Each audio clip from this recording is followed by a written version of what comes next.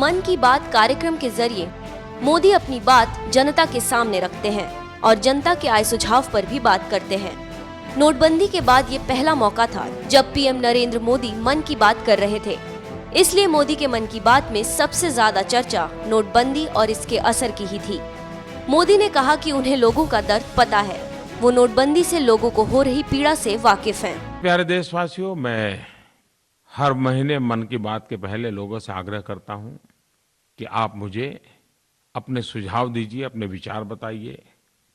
और हजारों की तादाद में माईगोव पर, नरेंद्र मोदी ऐप पर इस बार जो सुझाव आए, मैं कह सकता हूं 80-90% सुझाव भ्रष्टाचार और काले धन के खिलाफ की लड़ाई के संबंध में आए। नोटबंदी की चर्चा आई। इन सारी चीजों को जब मैंने देखा तो मैं मोटे मोटे तौर पे कह सकता हूं कि मैं उसको 3 भागों में विभाजित करता हूं। कुछ लोगों ने जो मुझे लिखा है उसमें नागरिकों को कैसी कैसी कठिनाइयां हो रही हैं, कैसी असुविधाएं हो रही हैं, इसके संबंध में विस्तार से लिखा है। लिखने वालों का दूसरा तबका वो है जिन्होंने ज्यादातर उन बातों पर बल दिया है कि इतना अच्छा काम, देश की भलाई का काम, इतना पवित्र काम, लेकिन उसके बावजूद भी कहां-कहां कैसी-कैसी धांधली हो रही है।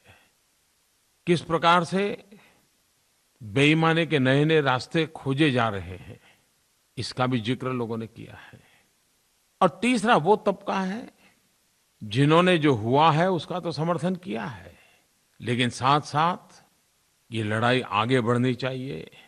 भ्रष्टाचार, काला धन पूर्णतया नष्ट होना चाहिए, इसके लिए और कठोर कदम उठाने चाहिए तो उठाने चाहिए।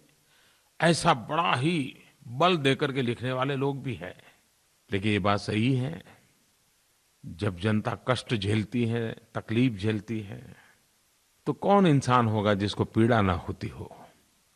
जितनी पीड़ा आपको होती है उतनी ही पीड़ा मुझे भी होती है।